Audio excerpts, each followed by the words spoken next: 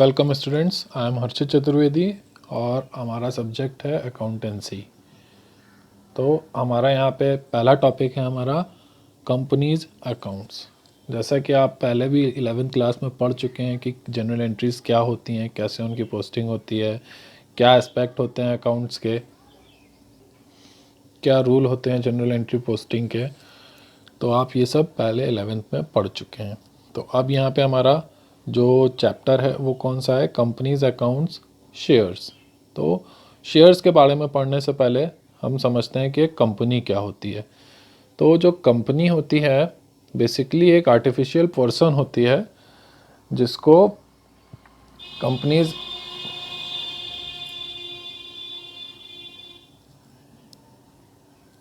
जो कंपनी होती है एक आर्टिफिशियल पर्सन होती है जिसको कंपनीज एक्ट 1956 के अंडर में क्रिएट किया जाता है। तो इसका डेफिनेशन क्या है? According to 1956 companies act, a company is an artificial person created by law. It is invisible and intangible and not affected by any change in its members. Companies registered under Companies Act 1956 have a common seal which should be stamped on each and every document of the company. तो ये होती है हमारी company की definition according to companies act 1956। अब इसको समझते हैं ये है क्या। तो बेसिकली एक कंपनी जो होती है एक आर्टिफिशियल पर्सन होती है जो कि लॉज के अकॉर्डिंग क्रिएट की जाती है, मतलब नियमों पर आधारित एक कंपनी होती है जो कि इनविजिबल होती है और इंटेंजिबल। तो इंटेंजिबल का मतलब आप समझते हैं कि जिसको हम देख और छू नहीं सकते हैं। ठीक है, ऐसी कंपनीज के मेंबर्स में अगर कोई चेंज होता है तो कंपनी पर इसका कोई भी तरीके का इफेक्ट नहीं पड़ता है। और जो कंपनीज एक्ट 1956 के अंडर में रजिस्टर्ड होती हैं उनकी अपनी एक कॉमन सील होती है। कॉमन सील क्यों होती है? क्योंकि कंपनी एक आर्टिफिशियल पर्सन होती है, तो इस वजह से वो किसी भी डॉक्यूमेंट पे साइन नहीं कर सकती है। तो इसके लिए कंपनी की अपनी एक कॉमन सील होती है जो कि जितने भी डॉक्यूमेंट होते हैं कंपनी से रिलेटेड उन सभी पे उसको स्टैम्प किया जाता है। क्लियर है यहाँ पे? तो अब हम बात करते हैं features elements of a company. Company के क्या फीचर होते हैं और क्या एलिमेंट होते हैं, अब इसके बारे में हम बात करेंगे। तो सबसे पहला हमारा पॉइंट है इनकॉर्पोरेटेड एसोसिएशन।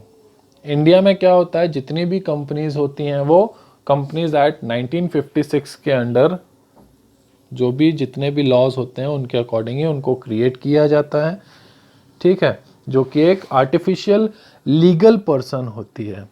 तो इनकॉर्पोरेटेड एसोसिएशन का मतलब है कि कंपनीज एक्ट 1956 के अकॉर्डिंग रजिस्ट्रेशन होना कंपलसरी होता है। ठीक है, मतलब एक रजिस्टर्ड कंपनी होती है।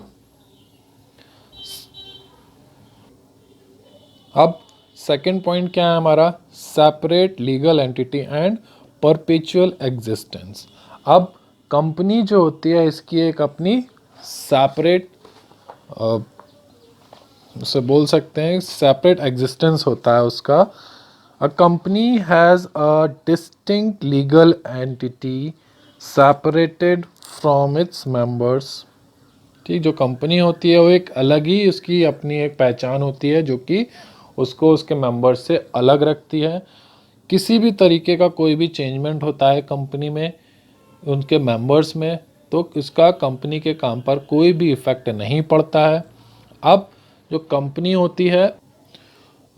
होती है वो अपने सारे फंक्शंस कंपनी के नाम से ही करती है, ना कि किसी मेंबर के नाम से। तो जितना भी कंपनी काम होता है, कंपनी के अंदर जितना भी काम होता है वो सब कंपनी के नाम से ही होता है। अब जैसे कंपनी के जो भी बिजनेस होते हैं वो कंपनी के ही नाम से होंगे, कोई भी लैंड एक्वायर कर रहे हो कंपनी के नाम से होगी, कोई भी लीगल प्रोसेस है वो कंपनी के ही नाम से होगा। यहाँ तक कि अगर कंपनी किसी पर कोई लीगल कार्रवाई करती है, लीगल एक्शन लेती है, तो वो भी कंपनी के ही नाम से लिया जाएगा और अगर कोई दूसरा पर्सन कंपनी पर अगर लीगल एक्शन लेना चाहता है तो वो कंपनी के नाम से ही लीगल एक्शन लेगा। Is that clear? ठीक। तो थर्ड पॉइंट है हमारा लिमिटेड लाइबिलिटी। अब कंपनी में उसके कुछ मेंबर्स होते हैं जिनको हम शेयर होल्डर भी बोलते हैं कंपनी के। तो जो शेयर होल्डर होते हैं वो एक अमाउंट पे करते हैं कंपनीज के शेयर को ओन करने के लिए। तो in the case of insolvency और कभी भी जब कंपनी बंद होने होती है तो उसकी लाइबिलिटीज़ पहले पेबल होती हैं। तो इस कंडीशन में क्या होता है, जो कंपनी के शेयर होल्डर्स होते हैं जितना पैसा उन्होंने शेयर को परचेज करने में लगाया है उनकी लाइबिलिटी केवल उतने ही अमाउंट तक रहती है, उससे ज़्यादा कंपनी उनसे अमाउंट नहीं ले सकती है। तो ये हम समझ गए हैं कि लिमिटेड लाइबिलिटी क्या होती है कंपनी के मेंबर्स की। ठीक है। नेक्स्ट क्या होता है, ट्रांसफरेबिलिटी ऑफ शेयर्स। अब जो शेयर होते हैं क्या वो ट्रांसफ़र किए जाते हैं कि नहीं किए जाते हैं, सबसे बड़ा पॉइंट तो ये है हमारा कि कोई शेयर होल्डर है क्या वो अपने शेयर्स को एक दूसरे को ट्रांसफ़र कर सकता है या नहीं कर सकता। तो ऐसे में जो कंपनी के शेयर होते हैं वो उसके ट्रांसफरेबिलिटी के दो पॉइंट होते हैं। पहला पॉइंट होता है पब्लिक कंपनी अगर है तब कंपनी के शेयर ट्रांसफ़र होंगे या नहीं। तो ऐसी कंडीशन में क्या होता है, कभी भी कोई प्राइवेट कंपनी का अगर कोई पब्लिक कंपनी का अगर कोई शेयर होल्डर होता है तो वो अपने शेयर्स को किसी दूसरे पर्सन को ट्रांसफ़र कर सकता है बिना किसी अपने जो बोर्ड मेंबर्स हैं उनकी परमिशन के। That clear? तो पब्लिक कंपनी का जो भी शेयर होल्डर होता है वो बिना किसी परमिशन के अपने शेयर्स को किसी दूसरे पर्सन को ट्रांसफ़र कर सकता है। और दूसरा पॉइंट होता है हमारा ट्रांसफरेबिलिटी ऑफ शेयर्स का, कि अगर कंपनी एक प्राइवेट कंपनी है तो ऐसी कंडीशन में क्या होता है, जो प्राइवेट कंपनी होती है अपने शेयर्स की ट्रांसफरेबिलिटी जो होती है वो रिस्ट्रिक्टेड रखती है। मतलब प्राइवेट कंपनी का शेयर होल्डर अपने शेयर्स को किसी दूसरे को ट्रांसफ़र नहीं कर सकता है किसी भी केस में। ठीक है। तो ये हमारे थे फीचर्स एक कंपनी के। पहला क्या था हमारा, इनकॉर्पोरेटेड एसोसिएशन। दूसरा था separate legal entity and perpetual existence. तीसरा था हमारा लिमिटेड लायबिलिटी। चौथा था हमारा ट्रांसफरेबिलिटी ऑफ शेयर्स। और पांचवा पॉइंट है हमारा कॉमन सील। अब जैसा कि हमें पता है कंपनी एक आर्टिफिशियल पर्सन होती है तो उसकी एक अपनी एक कॉमन सील होती है जो कि कंपनी के सभी डॉक्यूमेंट्स पे स्टैम्प्ड की जाती है। क्लियर है ये? अब आते हैं टाइप ऑफ कंपनीज पे कि कंपनी कितने टाइप की होती हैं। तो सबसे पहला पॉइंट आता है हमारा, सबसे पहला टाइप है कंपनी का स्टैट्यूटरी कंपनी। अब स्टैट्यूटरी कंपनी क्या होता है, ऐसी कंपनीज जो स्पेशल एक्ट के थ्रू जो कि पार्लियामेंट में पास किया जाता है उसके थ्रू अगर कोई कंपनी क्रिएट की गई है, ऐसी कंपनीज को हम स्टैट्यूटरी कंपनी कहते हैं। अब स्टैट्यूटरी कंपनी का हिंदी मीनिंग क्या है? स्टैट्यूटरी मतलब संवैधानिक कंपनी जो कि गवर्नमेंट के काम के लिए ही बनाई गई हो। ठीक है। तो ऐसी कंडीशन में ऐसी कंपनीज जिनको पार्लियामेंट में एक स्पेशल बिल पास करके क्रिएट किया गया हो, ऐसी कंपनीज को हम बोलते हैं स्टैट्यूटरी कंपनीज। ठीक। अब जैसे इसका एक एग्जांपल है आरबीआई। आरबीआई जो है और एक कंपनी है जिसको पार्लियामेंट में एक स्पेशल बिल पास करके क्रिएट किया गया है जो कि गवर्नमेंट के काम को करती है। गवर्नमेंट का जितना भी इकोनॉमिक वर्क होता है वो आरबीआई करेगा। सेकेंड टाइप है हमारा गवर्नमेंट कंपनीज। गवर्नमेंट कंपनीज क्या होती हैं?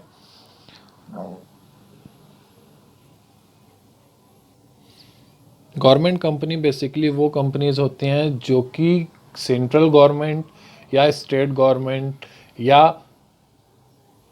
सेंट्रल गवर्नमेंट के द्वारा अपॉइंट की गई कोई दूसरी कंपनी किसी कंपनी को काम करती है, किसी कंपनी का काम करती है, तो ऐसी कंपनीज गवर्नमेंट कंपनी कहलाती है। सिंपल वर्ड में, अगर कोई कंपनी है उसका जो क्रिएटर है वो गवर्नमेंट है, तो ऐसी कंपनीज को हम गवर्नमेंट कंपनीज बोलते हैं। थर्ड आता है रजिस्टर्ड कंपनी। रजिस्टर्ड कंपनी क्या होती हैं? ऐसी कंपनीज जो कंपनीज एक्ट 1956 के अंडर रजिस्टर्ड की गई हों, ऐसी कंपनीज को हम बोलते हैं रजिस्टर्ड कंपनी। नेक्स्ट आता है हमारा holding company. Holding company basically वो कंपनीज होती हैं जो दूसरी कंपनीज के स्टॉक में या शेयर्स में 51% से ज़्यादा या मिनिमम 51% के स्टॉक को होल्ड करती है। ऐसी कंपनीज को हम बोलते हैं होल्डिंग कंपनीज। क्लियर है? उसके बाद है हमारी सब्सिडरी कंपनी। सब्सिडरी कंपनी क्या होती हैं? ऐसी कंपनीज जिनका 51 मिनिमम 51% स्टॉक कोई दूसरी कंपनी होल्ड कर रही हो, ऐसी कंपनीज को हम सब्सिडरी कंपनी बोलते हैं। फिर नेक्स्ट टाइप है हमारा public company. Public company basically ऐसी कंपनीज होती हैं जो कि प्राइवेट नहीं होती हैं, पहला पॉइंट। दूसरा पॉइंट, उनकी जो कैपिटल है, शेयर कैपिटल जो है उनकी, वो मिनिमम 5 लाख की होती है। ठीक है? और इसमें गवर्नमेंट का एक रोल रहता है कि गवर्नमेंट भी उसमें वर्किंग में हेल्पफुल रहती है। फिर आती है लास्ट हमारा private company. Private company basically ऐसी कंपनीज होती हैं जिनका पूरी तरीके से जो होल्डिंग होती है शेयर्स की वो प्राइवेट रहती है, केवल उसके मेंबर्स की ही होती है। ठीक है?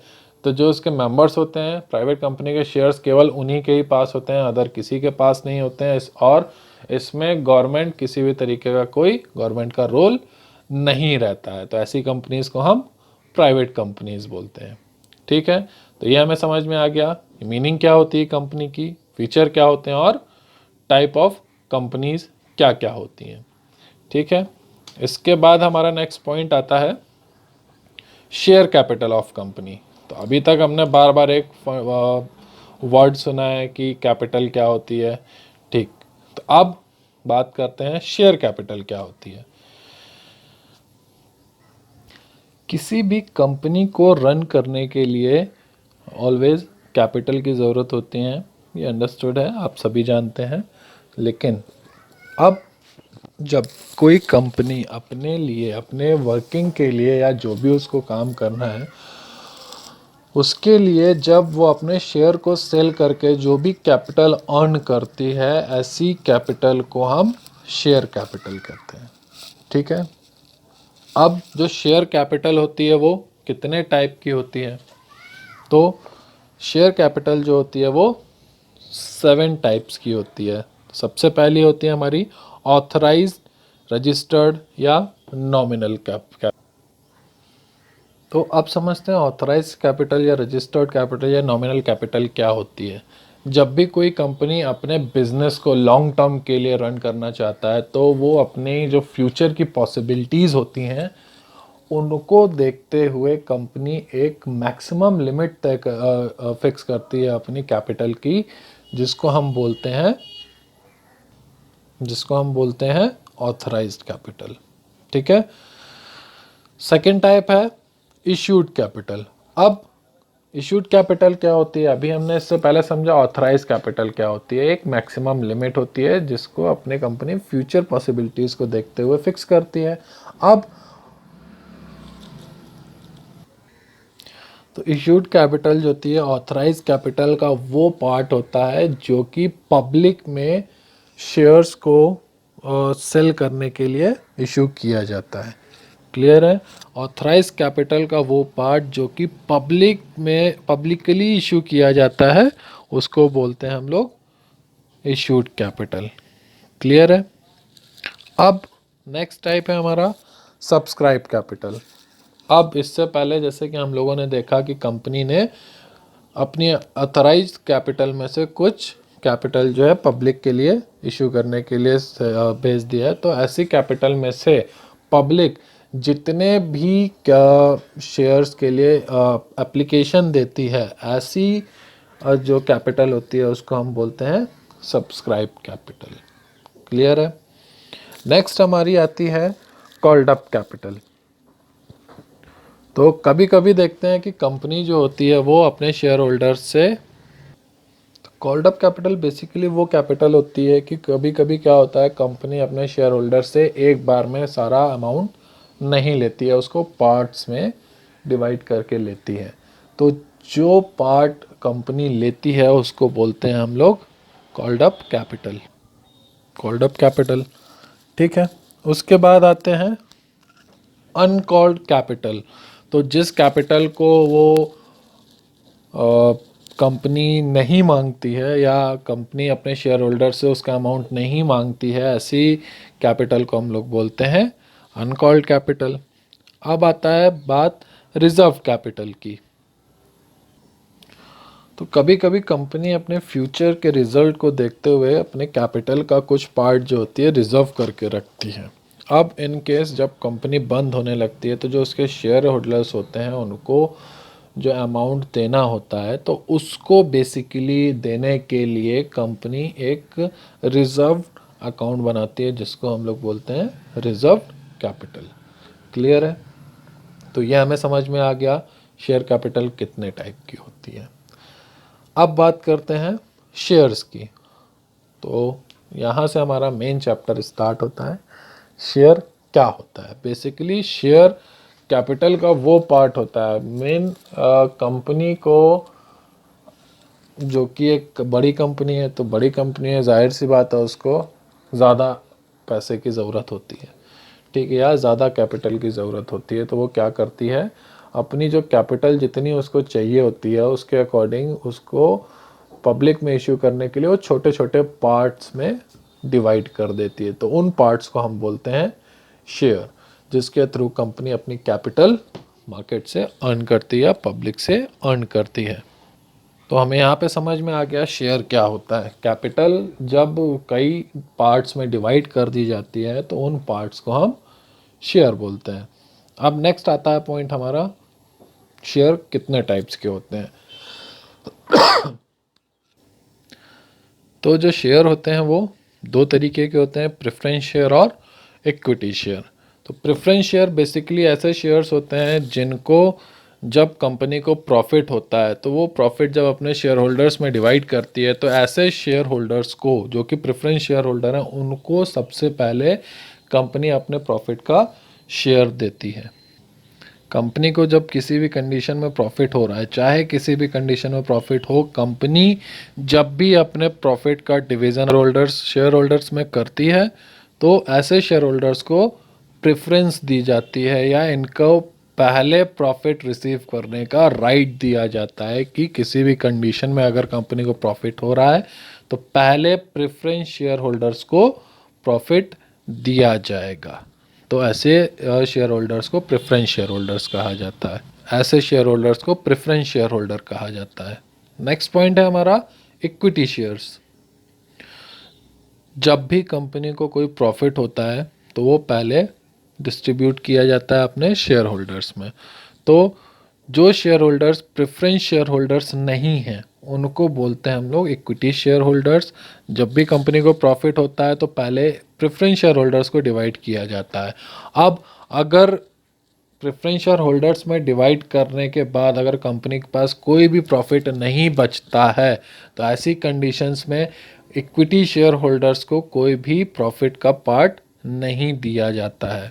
और किस रेट से उनको प्रॉफिट डिवाइड करना है ये भी पहले से डिसाइड नहीं होता है। इसका भी डिसीज़न कंपनी के जो मेंबर्स हैं वो डिसाइड करते हैं कि कितना परसेंट से जो प्रॉफिट या डिविडेंड इक्विटी शेयर होल्डर्स को देना है वो परसेंट भी कंपनी डिसाइड करती है। तो ऐसे शेयर होल्डर्स को हम लोग बोलते हैं इक्विटी शेयर होल्डर्स, जो कि प्रेफरेंस शेयर होल्डर नहीं होते हैं। प्रेफरेंस शेयर होल्डर्स को प्रॉफिट डिवीज़न के बाद ही इक्विटी शेयर होल्डर्स को जो प्रॉफिट होता है उनमें डिवाइड किया जाता है। Is that clear? तो अभी हमने समझ लिया कि शेयर क्या होता है,